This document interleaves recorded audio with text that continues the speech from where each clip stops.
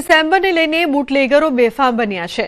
દારૂની હેરાફેરી માટે બેફામ ગતિએ ચાલે છે ટ્રક। અમદાવાદના સાણંદ નિઘરાડ રોડ પર ટ્રક પલટી ગઈ। દારૂ ભરેલી ટ્રક પલટી ખાધી ગઈ।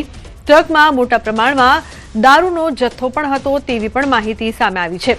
તો દારૂ ભરેલી ટ્રક પલટી ગઈ। ટ્રકમાં મોટા પ્રમાણમાં દારૂનો જથ્થો મળી આવ્યો છે, જે બાદ અનેક સવાલો। દારૂ ક્યાં જતો હતો તે અંગે પોલીસ તપાસ કરશે। તો 31 ડિસેમ્બર પહેલા બુટલેગરો બેફામ બન્યા છે। અમદાવાદના સાણંદ નિઘરાડ રોડ પર ટ્રક પલટી હતી અને તેમાંથી દારૂ મળી આવ્યો। ઋત્વિજ જોડાયા છે ફોન લાઈન પર વધુ માહિતી આપવા માટે। ઋત્વિજ, શું છે સમગ્ર ઘટના, શું વધુ માહિતી સમગ્ર મામલે? જી, વાત કરીએ તો આજે બનાવ છે તે સાણંદ નિઘરાડ રોડ પર જે કડી રોડ છે ત્યાંનો આ બનાવ છે। જે ટ્રક છે તેમાં દારૂ ભરેલો જથ્થો હતો અને અચાનક જ આ ટ્રક પલટી ખાઈ ગઈ હતી, એટલે જે દારૂની બોટલો હતી તે પણ રોડ પર જોવા મળી હતી।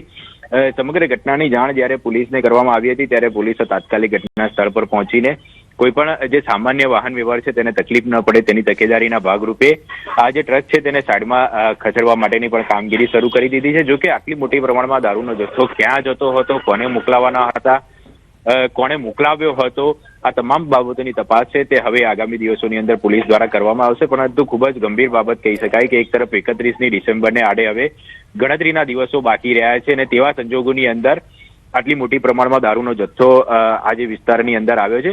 કારણ કે આસપાસનો જે વિસ્તાર છે ત્યાં મોટાભાગે ફાર્મ હાઉસ છે, જે પ્લોટો પણ ઘણા બધા આવી રહ્યા છે અને અગાઉ પણ અનેક વખત પોલીસે રેડ કરીને મોટા પ્રમાણની અંદર લોકોને દારૂ અને જુગાર રમતા પણ પકડી પાડ્યા છે।